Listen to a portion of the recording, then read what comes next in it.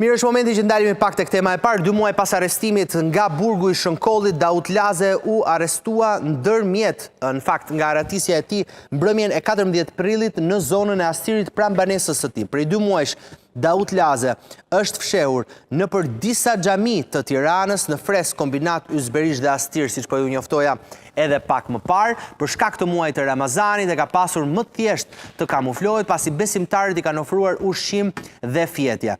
Ndërkohë, me 4 shkurt të 2025-s, gjatë ndërrimit të turneve dhe kryerjes së apelit në institucionin e posaçëm mjekësor në burgun e Shënkollit u konstatua mungesa e tij. Sipas autoriteteve, Laze kishte shfrytzuar momentin për të larguar nga rrethimi i burgut duke kapërcyer murin në anën jugore të burgut. Si përgjegjës për aratisjen e 49 vjeçarit, gardianët Gjin Doka, punojës të shërbimit në Kupol, Mark Nikolli, punojës në sektor, grup sigurie, janë në hetim dhe është caktuar masa e sigurisë arrest në shtëpi nga gjykata e Lezhës, ndërsa ndaj Zhaneta Mellës, operatore kamerave, është vendosur masa e sigurisë detyrim paraqitje. Ne duam që të kuptojmë pak në gjithë këtë skemën edhe këto muajt konkretisht të aratisjes së tij dhe të fshehjes në institucionet religjioze. Çfarë ka ndodhur konkretisht me Daut Lazen? Do ta diskutojmë me Igli Çelmetën, kolegun tim të kronikës. Mirë se vjen, Igli. Faik Basha, eksperti i sigurisë, është gjithashtu në studio. Mirë se vjen, Basha, kënaqësi. Dhe Ylli Gura, i shmëftiu i Tiranës, në fakt do të jetë në bisedë për ta treguar pak patjetër edhe në opinionin e tij sepse janë përfshirë tashmë edhe xhamit si institucione religjioze të shenjta, patjetër për në një akt të tillë, në një ngjarje të tillë. Megjithatë, Igli, çfarë ka ndodhur konkretisht? Daut Lazen e njohim nga një historik në fakt aratisjeje, por konkretisht një historik i tillë. 49 vjeçari Daut Laze në datën 4 shkurt të këtij viti u aratis nga burgu i Shënkollit, ku vuajnë dënimin persona të cilët kanë probleme me shëndetin mendor. Daut Laze ishte dënuar në vitin 2021 nga gjykata e Tiranës për veprën penale dhunë në familje. Ndërkohë, pas aratisjes së tij nga burgu i Shënkollit, policia e shtetit së kohë ofroi dhe një shumë parash për 10.000 eurosh për çdo qytetar që jepte informacion se ku ishte 49 vjeçari për shkak se cilësohej një person me rrezikshmëri të lartë shoqërore. Pas 2 muajsh e disa ditësh, ditën e djeshme, shërbimet e komisariatit numër 6 në kryeqytet kanë arrestuar në një rrugis në afërsi të banesës së Daut Lazes në zonën e Astirit të fundit, i cili po shkonte drejt banesës së tij. Shërbimet e komisariatit numër 6 prej 2 javësh pra ruanin momentin që 49 vjeçari do shkonte në banesën e tij pasi kishin informacione pra prej 2 javësh që Daut Laze do të kthehej në banesë. Por si kishin marrë informacionet shërbimet e komisariatit numër 6 dhe grupi hetimor i ngritur nga policia e shtetit. Së pari kishte informacione që Daut Laze frekuentonte xhamit, por personat që e kanë ndihmuar këtë të fundit, siç ka deklaruar në dëshminë e tij pas arrestimit ditën e dielshme Daut Laze, nuk kishin dieni se kush ishte ky person. Ky person nuk kishte asgjë me vete, as telefon, as mjet identifikimi dhe personat që e kanë ndihmuar në xhami ku shkonte dhe fale nuk kishin informacion se kush ishte ky person, kush ishte identiteti i këtij personi, i cili thjesht i kërkonte ndihmë besimtarëve në xhami dhe këto të fundit e ndihmonin me ushqime, me veçbra. Ka qenë një portret i cili është shpërndar në media, është shpërndar në media, mund të jetë një portret i panjohur. Por po të shohësh foton e arrestimit të Daut Lazes dhe nëse e nxjerrë regjia, kjo është foto e arrestimit dhe është foto e parë. Kjo është foto e aktuale. Aktuale që ka për mbrëm. Dhe foto e parë kur doli nga policia e shtetit në datën 4 shkurt ku aratis nga burgu i Shënkollit, ku duket qartësi që Daut Laze, 49 vjeçari, ka hequr mjekrën. Kjo është fotoja e vjetër e arrestimit. Pra, është kamufluar fshehur, ka hequr mjekrën dhe ka vendosur një kapele. Po ta shohësh, ka pak ndryshim nga pame, ka hequr mjekrën dhe ka vendosur, pra siç e thash, bante kapele dhe nuk bante kontakt me shumë njerëz. O ka qenë me probleme të shëndetit mendor, o ka qenë një njeri i cili është fshehur. Kjo është për të diskutuar sepse nëse ka qenë një person me probleme të shëndetit mendor, duhet ishte çuar në spital. Ndoshta mund ta ketë përdorur për të shpëtuar dënimit për veprën e parë penale dhuna në familje dhe për të qëndruar në burgun e Shënkollit, ku qëndrojnë persona të cilët kryejnë vepra penale, por kanë probleme të shëndetit mendor dhe po të shohësh në mënyrën e aratisjes nga burgu i Shënkollit, një njeri me probleme të shëndetit mendor është çik vështirë ta bëj, Kam përshtypjen se më shumë probleme të shëndetit me dorë kanë ato që e kanë nxjerr kartelen me probleme. Se sa ky që Vërtet, sepse ka dalë me plan, pasi është arratisur, ka ndryshuar dhe lukun, nuk i ka treguar identitetin e tij personave që e ndihmonin në xhami, sepse në momentin që është zbuluar 3 muaj 2 muaj, disa ditë. 2 muaj. Në momentin që disa persona që e kanë ndihmuar kanë kuptuar që kishte një person i shpallur në kërkim nga policia e shtetit, kanë dhënë informacion në policinë e shtetit. Dhe prandaj policia e ka mbajtur në survejim për 2 javësh banesën e tij në Astir. Si ka rënë policia në gjurmët e Daut Lazës? Policia ka rënë në gjurmët e Daut Lazës pas informacionit të dhënë nga personat të cilët e kanë ndihmuar kur kanë kuptuar që kishte një person i shpallur në kërkim nga policia e shtetit, sepse nuk tregonte. Pra që ishte Daut Lazë, ky person i shumë kërkuar me rrezikshmëri të lartë shoqërore sipas policisë së shtetit. Menjëherë pasi këto persona kanë marrë këtë informacion, e kanë kuptuar që bëhet fjalë për Daut Lazën, kanë dhënë informacionin në policinë e shtetit duke deklaruar, duke thënë që ky person kishte vendosur që të kthehej në banesë dhe prej 2 javësh Agjentët civil të komisariatit numër 6 kanë ruajtur banesën e Daut Lazës. Kam një pyetje, Igli, nga informacionet që ti ke, Daut Lazë në cilën prej zonave ku ka shkuar, ka qenë dikur banor? Flas në zonën e Freskut, Kombinatit, Ysberisht, Astirit, në një nga këto zona, përpara se të arrestohej për dhunë familja. Pra për të kuptuar, a ka qenë në komunitetin e tij apo jo? Se dikush që shkon në një xhami në zonën e Freskut ka jetuar në atë zonë, besoj.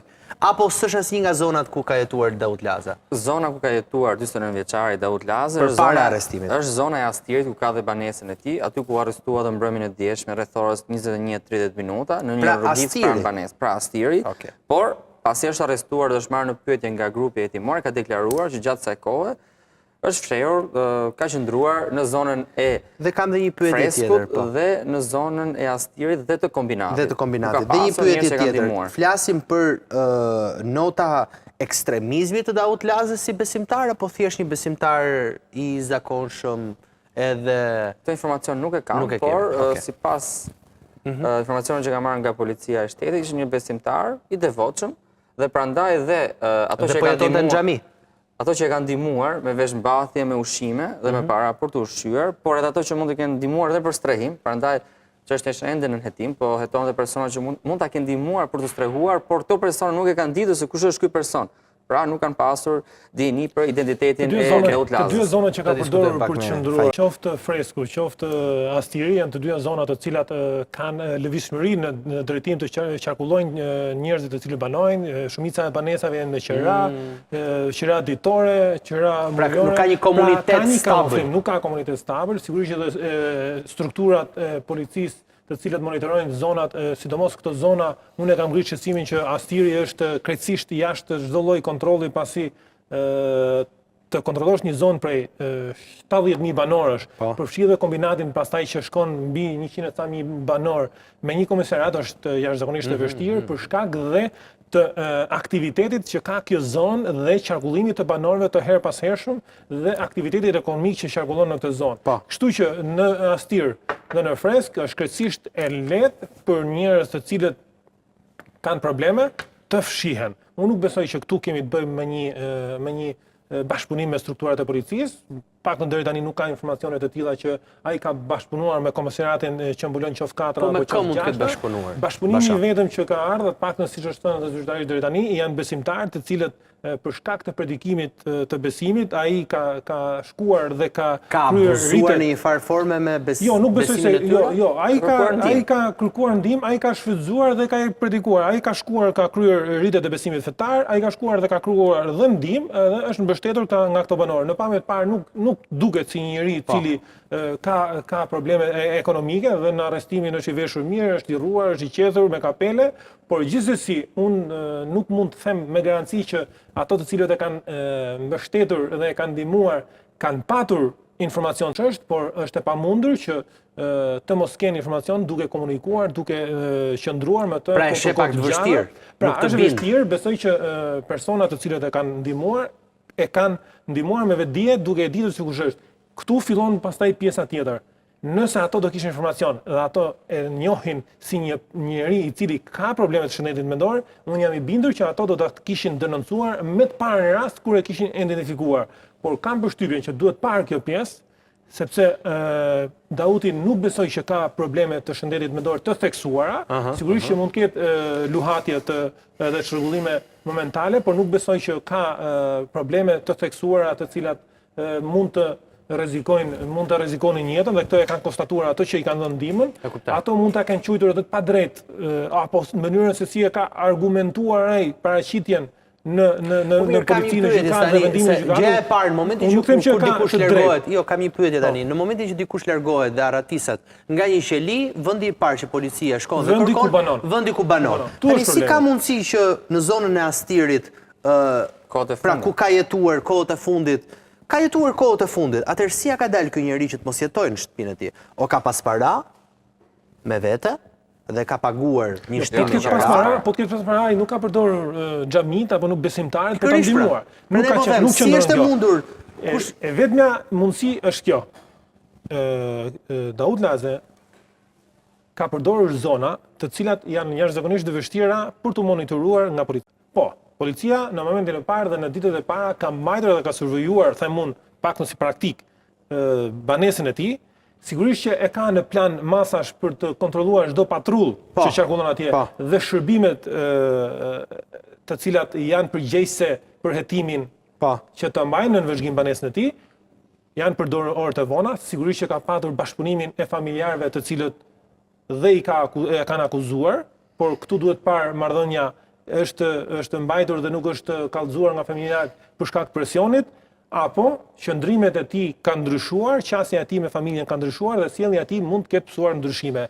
Pra, duhet parë, është një rast mjaft interesant për të parë në këtë drejtim, sepse kemi të bëjmë me njëri i cili ka kryer dhunë, ka ushtruar dhunë familje, është dënuar për këtë rast, është arratisur në mënyrë spektakolare nga institucioni i vujtjes dënimit, një institucion i cili për arrestimin edhe kemi folur. I përket dhe institucioni i cili unë dua të pyes po gjithashtu edhe sa shfrytëzohen këto objekte religjioze për tu fshehur ndoshta edhe bota e krimit. Jo, sepse mos harrojmë, kemi disa raste, kemi edhe rastin për shembull, rasti i Kosovës është një rast më ekstrem, po rasti i kishave atje në Qiçit, mbas sulmit në Bajsk, ishte fshehje e tij. Dakor, po e kam fjalën, mund të jetë edhe në Shqipëri mund të abuzohet edhe dëmtojnë imazhin e xhamisë. Duhet kuptojmë qasjen kombëtare, qasjen individuale. Kisha në atë rast në verimin e Kosovës është futur në një lojë politike kombëtare të cilën e parashikon. E kuptoj, por e kam fjalën brenda të ligjshme. Duke luajtur me respektin ndaj një objekti kulti, a abuzohet? Kam përshtypjen, nuk e di, ndoshta nga bota e krimit, ndoshta duhet në kujtesë, nuk mund të jem shumë i qartë, por kam përshtypjen se është hera e parë që një person i cili është në kërkim, i cili është arratisur nga burgjet, ka përdorur këto institucione. Shpresoj shumë dhe unë prap këtu mendoj që jo gjithë, jo ato njerëz të cilët janë përgjegjës për menaxhimin dhe administrimin e xhamive nuk kanë patur informacion, besimtarët të cilët predikojnë në xhami edhe mund të ketë pasur, por kjo nuk e bën detyrimisht institucionin fajtor apo bashkëpunues me këtë rast. E qartë. Ylli Gura gjithashtu në bisedë.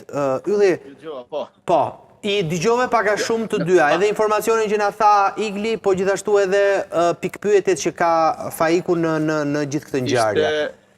Ishte interesante paralelja që tërhoqet, pavarësisht se është ndoshta një kënd më i gjerë, me drejt zoti Basha e tha, pra kishat në Bajsk, në atë që ka ndodhi para disa kohësh, dhe me xhamit në Shqipëri. Në fakt, për të thënë vërtetën, mos më vjen as pak mirë që xhamit, objektet e kultit, largohen në një rast të tillë dhe me një ngjarje të tillë.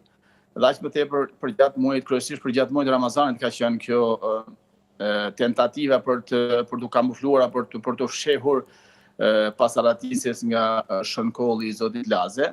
Dhe ajo që duhet të thënë në fakt është që jo vetëm që s'është as pak pozitive, por për besimtarët, spari, dhe ata që i frekuentojnë dhe menaxhojnë më saktë xhamit, po dhe për qytetarët do të jetë qartë që xhamit apo të gjithë objektet e kultit në fakt dhe kishet e kanë fjalën në Shqipëri nuk janë as pak dhe nuk do të jenë as pak vende ku mund të kamuflohesh apo aq më keq mund strehohesh dhe më shumë sa kaq mund të keq përdoren nga individ të tillë si zotëria i dënuar, Pra ka marrë një dënim ai për arsye të një vepre penale, zoti Basha është më i detajuar në këtë.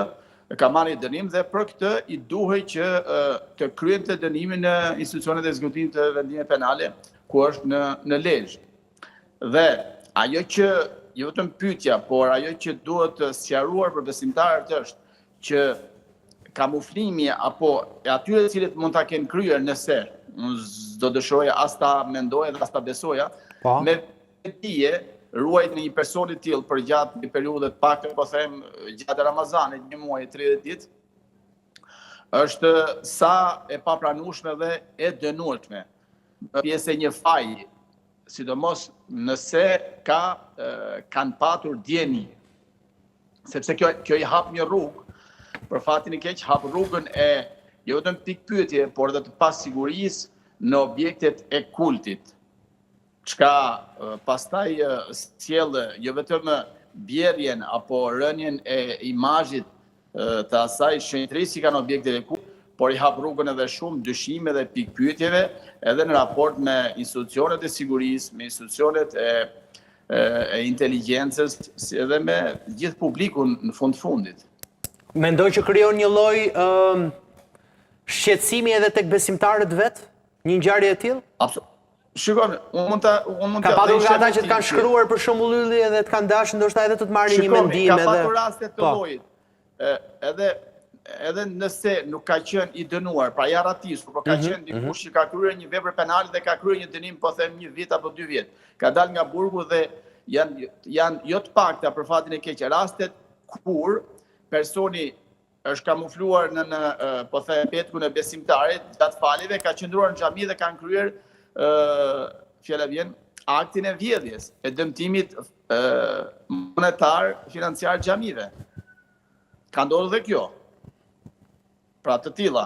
Ndërsa rasti i tij është dhe më i rëndë, sepse kjo është akoma nën kohë apo në kohën për të kryer dënimin që ka marrë përmes veprës penale që ka kryer para mos gabojmë para 2 vitesh. Çka lind dhe është një po them një thirrje që besimtarët, sidomos ata që menaxhojnë xhamit, që janë më të përhershëm dhe të përditshëm xhamit, duhet të jenë më të kujdesshëm. Dhe jo thirrje të gjithkujt për të qëndruar, për ta ndihmuar aq më tepër brenda objektit të kultit. Rastin e fundit patëm në atë vjedhjen e parave të grumbulluara. Për të mirë pritur. Rasti i fundit që kemi patur bashkë si bisedë ishte vjedhja e parave në xhami Eli Brashdit. Apo jo? Për fat keq, po. Dhe disa dëmtim, disa vjedhje kanë patur natyrën që janë kamufluar përmes kryerjes, po them, të një rituali të ditës aty, apo sidomos pas darkës, dhe e kanë shfrytzuar atë për të qëndruar në objekt, ndërkohë që kanë kryer aktin e vjedhjes. U vendosën kamerat në xhami? Për fatin e mirë, po, ishte edhe interesimi juaj në sensin e nëse ka kamera apo jo, dhe u vendosën, po, pas 2 ditësh janë vendosur. Okej. Mendoj që duhet të ishte mirë që të vendosen kamera dhe në xhamit e tjera, xhamit edhe kishat e tjera, në objektet religjioze në Shqipëri?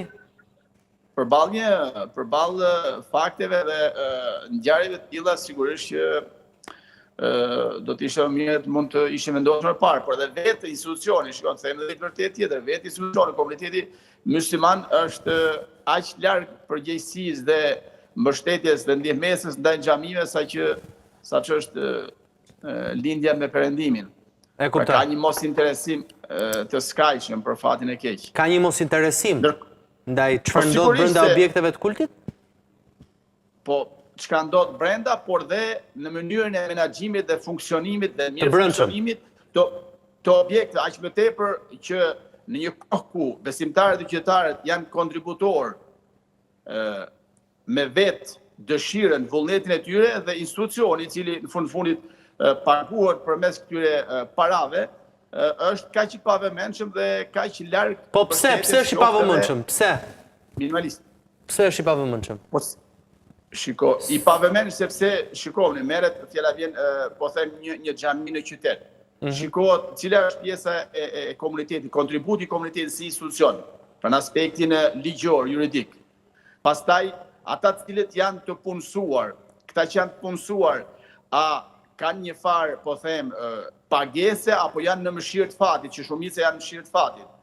Dhe detyrohen besimtarët pastaj, që me kontributin e tyre vullnetar, personal, apo dhe kolektiv nëse janë disa dhjetra, që të mund të mirëmbajnë apo të jenë në krah të mirë funksionimit të xhamisë, ndërkohë që detyrë parësore është dhe vetë institucioni.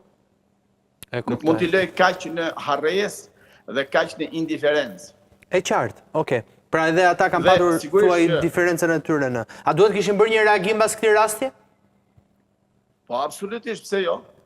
Se në fundit në përkëmbet imazhi dhe shenjtëria e objektit kultit xhamive në rastin konkret. E kuptoj. Nuk duhen reagime vetëm kur ngrihen këmbë institucionet e sigurisë apo të inteligjencës së shtetit, pra kur ka shkuar aty ku nuk mban më dhe komuniteti del e qartë. Vjen sikur sipas të vjelave që thot po edhe ne jemi apo kemi thënë apo kemi përcjellë. Edhe arrestimi i Daut Lazës ka ardhur fal bashkëpunimit të besimtarëve. Kanë dhënë ato informacione tek policia e shtetit që ky person pra falën në xhami, fshihej në xhami, ndihmohej në xhami për të strehuar dhe për të ushqyer dhe më pas marrjes informacionet nga besimtarët dhe personat të tjerë që faleshin në xhami, policia e shtetit arriti të kapte Daut Lazën. Duhet vlerësuar edhe kontributi i tyre në këtë rast.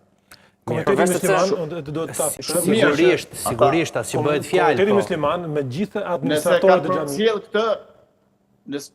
Nëse kanë përcjell këtë në kohën e duhur, patjetër që se nuk mund të mveshim për gjithë besimtarët, sepse nuk kanë dhe ndoshta dieni, pavarësisht se në media është përcjell qoftë imazhi, qoftë fotot, por po them për ata cilët janë të përditshëm në xhami, deri diku janë më në korrent me atë çka ndodh. Sepse xhamit nuk janë institucion sigurie që dëruajnë personat që janë shpallur në kërkim nga policia. Jo, nuk janë, shiko. Prandaj që kanë informacione të vret syrin, institucion sigurie. Të vret syrin.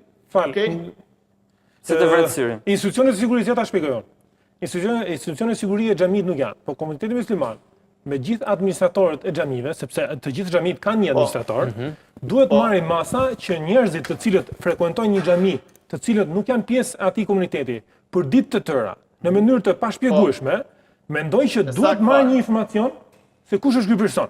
Pra, në këtë rast e kanë marrë informacion dhe kanë çuar tek policia. Po mira, nëse ne kemi këtë informacion pas 3 muajsh, do të thotë që sepse ky person përbën rrezik, ëh? Po flasim për një person i cili po komunitet, qoftë për komunitetin ku ai po jeton, për qoftë me komunitetin ku ushtron besimin fetar. Ai mund të jetë rrezik në një moment të caktuar, ai mund të ketë probleme të shëndetit mendor dhe mund të dalë jashtë kontrollit. Ne harruam rastin e zotit sulmit që u bë zotit Berisha që u diskutua që kishte qenë një besimtar madje në xhaminë e rrugës Kavajës, ishte një problem që kishte probleme me shëndetin mendor. Në mos gaboj, apo është një rast tjetër. Po e mbajmë mend që ka qenë rasti ishte besimtar, po ishte probleme me shëndetin mendor. Ishte ai me probleme me shëndetin mendor, po u diskutua që ishte edhe një besimtar, pra flitej që jo, nuk ishte e vërtetë, ishte thjesht një aludim asaj. Një aludim i atyre kohëve. Okej, dakor. Ja, shikoj që është bën lidhje të tilla. Po. Dashur Flori. Po. Jo, pa dashur tablon t'japim edhe me gri, po kemi patur raste edhe për fatin e keq të humbjes jetës në xhami në Lushnjë, okay? Në cilin rast, nëse ma rikujton, të lutem? Në Lushnjë. Po, në cilin rast, konkretisht, ka qenë një lajm që se nuk po në kam përshtypjen që dikushi në xhami, në petkun e besimtarit i kamufluar, kreu aktin e vrasjes me armë të ftohtë të një tjetër personi. Po edhe në janar të vitit 2024 në Tiranë, 2 persona që ishin duke u falur në xhami, pasi dolën nga xhamia, plagosi personin tjetër. Dhe ende nuk është shkapur ai person, është ende në kërkim. Është ende në kërkim, pra dolën të dy shokët së bashku, dhe mbasi u falën. Pasi u falën, mbasi dolën nga xhamia, ka qenë data 2-3 janar pas vitit të ri, pasi dolën nga xhamia, plagosi një person dhe është ende në arrati, ende nuk është shkapur. E kuptoj. Pra deri në këto nota, duhet ta pyes pak. Gjithsesi, për të mos harruar panin, xhamit nuk janë vendi më problematik po sa shfrytëzohen objektet religjioze në përgjithësi edhe nga këta njerëzit të cilët janë problematik në shoqëri. Pra, bëjnë ata mëkatet e tyre jashtë fesë dhe më pas shkojnë japin kontribute, japin një dhurim, japin një ndihmë të caktuar, ose shkojnë falen edhe shkojnë luten, dhe mendojnë që pastrohen shpirtërisht. Jo, nuk besoj që kjo vjen kështu nuk vjen në këtë lloj forme, Po si vjen? Çdo njeri i cili ka kryer një krim, ka kryer një vepër penale, ka bërë një gjë. Jo, po flas për këto që kanë bërë një akt të tillë. Dhe një të burgosur i lejohet flas me në një moment i vjen ndërmend që këto duhet dhurojnë diçka dhe në këtë mënyrë janë të larë nga gjithë mëkatet. Por un kam shembull sa nuk lahen mëkatet. Un kam nuk lahen në këtë lloj forme pak sipas mendimit tim, por dhe Myftiu mund ta shpjegoj. Po un kam shembull pilot që pasi kanë kryer një vepër penale dhe pasi janë arrestuar, janë gjykuar dhe janë dënuar nga institucionet dhe gjatë kohës që janë duke vuajtur dënimin, shumë prej këtyre njerëzve, sidomos në lexime dhe predikime të fesë muslimane, janë kthyer besimit, kanë filluar besimin dhe kanë zhvilluar besimin e tyre dhe besoj që kjo i ka ndihmuar dhe i ka ndikuar për t'i bërë më të mirë. Të ndodhte për shembull në burg kur ke qenë drejtues që të kërkonin për shembull prift apo patjetër. Është gjë më normale dhe është gjë më shpesh. E kërkojnë shpesh. Në xhamit funksionojnë çdo ditë premte vjen hoxha dhe kryen ritin me të dënuarit të cilët janë besimtarë dhe pjesa e të krishterë dhe ortodokse kanë ato objekte të veta të përshtatura brenda institucioneve dhe kjo sigurisht që ndihmon jashtëzakonisht shumë dhe është një mënyrë e mirë dhe është një gjetje mjaft e mirë për të gjithë këto të burgosur, të gjithë të dënuar, të cilët e shfrytëzojnë dhe reflektojnë. Dhe kjo ka ndikuar shumë dhe kjo ndikon më shumë se sa shërbimi që bëjnë institucionet për t'i rehabilituar. Ka dhe një fakt që personazhe shumë të njohur të botës krimit tashmë ndodhen në burg, janë kthyer në besimtarë të devotshëm dhe falin të 5 vaktet. Dhe shumë personazhe të njohur që janë arrestuar të kohët e fundit e kanë kthyer në trend të kthyerit në besimtarë të devotshëm në burgun ku vojnë dënimin. Rasti i fundit ishte për Lulzim Berishën. Lulzim Berishën. Për sa i përket që ishte kthyer në një besimtar të devotshëm, musliman. Për sa i përket përdërimit të objekteve të kultit nga elementë të cilët janë të rrezikshëm, elementë të cilët kanë kryer vepër penale, kjo nuk është rast, domethënë ky janë raste të izoluara, nuk janë raste shumë të shpeshta, por duhet të them edhe këtë që sidomos xhamit, kishat, të gjitha këto objektet, spitalet, ambulancat janë absolutisht të ndaluara dhe në rast lufte është ndaluar që të futen armatime dhe të përdoren si objekte lufte. Qoftë për ato të cilët kryejnë sulme, qoftë për ato të cilët mbrohen. Janë duhet rrini jashtë këtyre, sigurisht edhe për element të krimit janë të vetëdijshëm që këto objekte nuk mund të E qartë. Po hoxh të ndërhyej diçka? Jo, në rastin e zotit Laze ka të veçantë që Laze apo zoti Berisha? Laze. Jo, besoj që është arratisur nga institucioni Laze penale Lezhë, është akoma në harkun kohor të dënimit. Nuk di ku i mbaron, pra është arratisur nga vendi i vojtjes së dënimit. Tashmë shtohet në dënim tjetër. Po. Rëndohet. Që do të thotë? Rëndohet në këtë rast, sepse është larguar edhe nga institucioni i sigurisë. Po. Dhe tjetra, përmendi gazetare ndjes për pasa Igli për shikoni, edhe këto kapërcimet e llojit, themi, sikurse janë të vërtetat. Se unë nuk do ta përmend bashkë kemi ndar vjet rastin një këngëtari i cili është luhatur. Cilë kapërcime në rastin e Lulzim Berishës që po përmendte Igli? Patjetër. Pra kapërcimet e llojit nga një kriminal, nëse është i tillë, pa dash që të njollosim dhe të etiketojmë dikë, në një besimtar i devotshëm. Po. Nuk është aq e lehtë, është shumë larg. E tretë, jam dakord, por ka dy medalje. Mund të jetë edhe për të kamufluar, por mund të jetë një shenjë pendese. Jo, pse?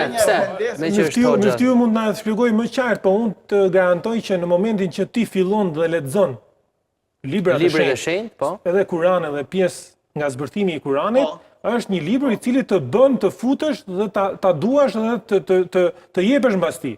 Dhe kjo nuk mund të jetë vetëm për të kamufluar. Mund të jetë ndjesi, duke qenë që ti je një botë të mbyllur. Mund të jetë formë pendese, por edhe për të kamufluar. Njeriu mund pendohet në çdo lloj, në çdo moment të jetës së tij. pavarësisht se ne nuk mund ta gjykojmë që i vlen apo si vlen, falet apo falet, se nuk jemi ne ato që ja vendosim këtë pjesë nga ana shpirtërore. Hoxha ka një gjë sepse te hoxha do të shkojnë ata në fund të ditës. Jo, ato në fund ditës do shkojnë tjetër kund. Jo, në fund.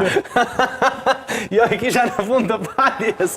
Në fund të faljes me hoxhën tha bëj një bisedë. Po hoxh. Sigurisht, shërbimi i fundit hoxha... Se atje do shkojmë gjithë.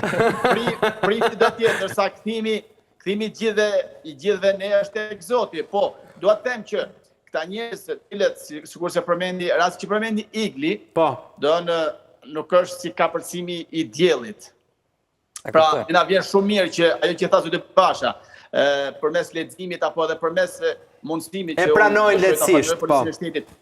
Policinë e shtetit për krimin e mundësive në gjitha institucionet, thujse në shumicën e institucionet të ekzekutive dhe penale për mundësimin e faleve qoftin të premteve, qofti edhe për pjesën katolike të krishtere, e cila ka quar që një pjesë e tyre, po them ata cilët janë me precedent shumë të mëdhej, vepra kriminale të konfirmuar nga policia dhe dënuar për vite gjata, sigurisht që përmes leximit marrin një pjesë apo shkojnë drejt një reflektimi, një pendimi dhe po them pse jo edhe drejtimi apo përkushtimi në besimin që i përkasin, qoftë Islami, qoftë krishterimi. Kjo është shumë pozitive. Mendoj që është vetëm mënyrë për qenë i lirë. Të kanë ardhur për shembull hoxh mbas dikush për shembull që ka dalë mbas një gjykimi në një institucion JVP-ja. Të ka ardhur dhe është kthyer në një besimtar të devotshëm? Ata cilët i kanë duart me gjak, po, nuk mund të jetë vetëm dënimi apo verdikti që jep shteti, por duhet edhe një lloj allashtia apo një mirëkuptimi nga familja ndaj cilët ai ka kryer krimin. Dhe pastaj mund shpresohet falje prej Zotit. E kuptoj. Pendesa duhet të jetë thellë shpirtërore dhe jo sipërfaqësore. Absolutisht. Sepse nuk është, e kanë fjalën për ata cilët kanë duart me gjak, dhe me vetdije. Edhe kjo është një kusht. Dhe me vetdije. Dhe me vetdije, pra nëse e ka bërë vetë me vetdije të plot aktin. Po pa tjetër, siç ndodh në disa raste mes grupeve, fjala vjen kriminale për tregtinë, për trafiqet e drogës apo për pasuri marramendse. Sigurisht bëhet fjalë për jetë njerëzish. Dhe ky nuk mund ta kaloj kaq pak apo shiko tash unë ju drejtoha i xhamia dhe kjo është e gjitha e lar apo e gjitha po them e sqaruar, po. Apo e gjitha e pranuar. E pranuar. Mirë, do shohim se çfarë do të ndodh, po doja ta pyesja pak Bashën edhe për një pyetje që e la shënim në rastin e një shteti Bektashi. Çfarë na tregon një situatë e tillë? Pse qesh hoxha? Pse qesh? Po, ju shikoj, keni shumë të raste dhe nuk thuj se keni nga gjithë spektret dhe fushat që ftoni, do t'ishte mirë që edhe Babamondi ndoshta vetë nuk do të... Babamondi më largohet si një ngjall, në sa herë që e ftojnë për të bërë një bisedë të tillë. Do të kishte dikush Zgjedhën një krahasim tjetër me ngjalën, ose s'ngjalën fare. Jo, e kam shumë xhanë, edhe ai e di shumë mirë që patjetër, unë gjithë përfaqësuesit ligjor i kam ligjorët po, edhe ata religjioz i kam me shumë dashamirësi. Po, Babamondin e kam ftuar disa herë. Sigurisht ai është në këtë presionin tashmë edhe të medias për shkak të kuriozitetit të madh të shtetit Bektashi. Po pse doja ta pyesja pak Faikun? Sepse nëse ndodh një shtet Bektashi tani, çfarë ndodh? Ja, kishim rastin e Daut Lazës në një xhami që lëvizi nga freskun kombinat plusberisht të Mojli. Kjo pjesa e shtetit Bektashi, besoj që... A do ketë një gazetar, ndoshta që siç rrit te dera Spaku, do rritet tek dera e shtetit Bektashi. Një tabor me gazetar, me kamera, me... Gazetar Bektashi. Unë e quaj një ide jo të mirë krijimin e një shteti. Nga ana siguriste? Jo, edhe nga ana fetare dhe nga ana shtetërore, Po megjithatë është diskutuar, është tërdiskutuar. Por në rastin konkret, edhe për atë çfarë flitet deri tani, nuk bëhet fjalë për një shtet të rrethuar, nuk bëhet fjalë për një shtet brenda shtetit sovran, nuk bëhet një fjalë për një institucion i cili ka pavarësi nga institucionet e tjera ligjore dhe hetuese dhe kontrolluese, është po shteti shqiptar i cili do ketë mbikëqyrjen e tij. Pavarësisht se akoma nuk kemi asnjë hap për ndërtimin e këtij shteti dhe mirë është edhe mos të ketë se jemi mirë kështu, edhe besimet janë mjaft mirë në këtë lloj forme. Toleranca fetare është e shkëlqyer. Është e shkëlqyer, nuk kemi nevojë për më shumë, nëse kemi nevojë për të bërë disa lajme të forta botërore, do të gjejmë mënyra të tjera se si mund ta përmendim Shqipërinë për një vend i cili duhet parë dhe duhet vizituar. Ky nuk është për mua nuk është. Po kemi një lloj të Për sa i përket sigurisë, apeli është ky, se nuk mund ta ndaj këtë pjesën e shtetit Bektashi në thonjza të veçantë, po për gjithë institucionet, për gjithë xhamit, kishat dhe të gjithë institucionet fetare që janë në Shqipëri, të gjithë ato që punojnë në këto institucione do të jenë më të përgjegjshëm.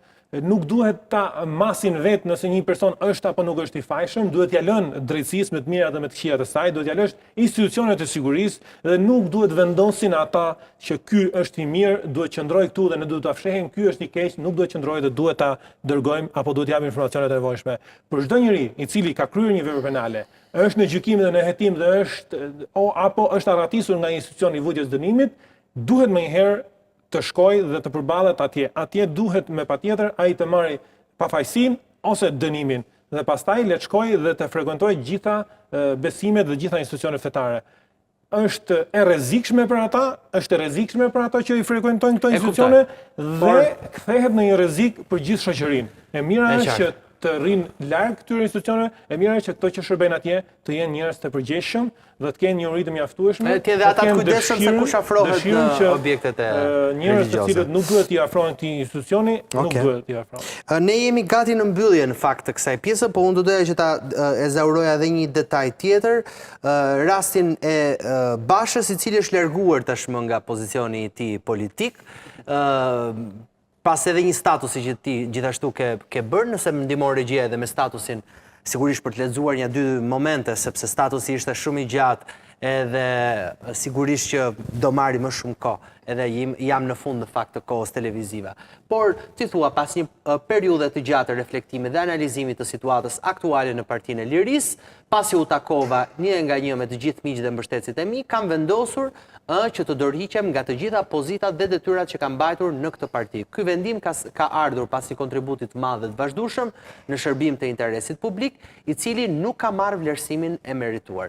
Principet themelore të një partie kurajoze dhe progresive është merita dhe përkushtimi ndaj parimeve të barazisë dhe drejtësisë. Megjithatë, gjatë periudhës që kam qenë gjatë kësaj partie, kam vënë re një mungesë të theksuar të meritokracisë. Është e qartë se shumë vende dhe pozita janë zënë përmes favorizimit dhe marrëdhënieve personale, duke anashkaluar individët më të aftë dhe të përkushtuar në kauzat publike. Kështu që në lidhje me këtë reagim që ndodhi në fakt përpara 5 ditëve, apo jo, edhe gati në fillimin e fushatës, nëse do ta quajmë kështu, në 10 prill.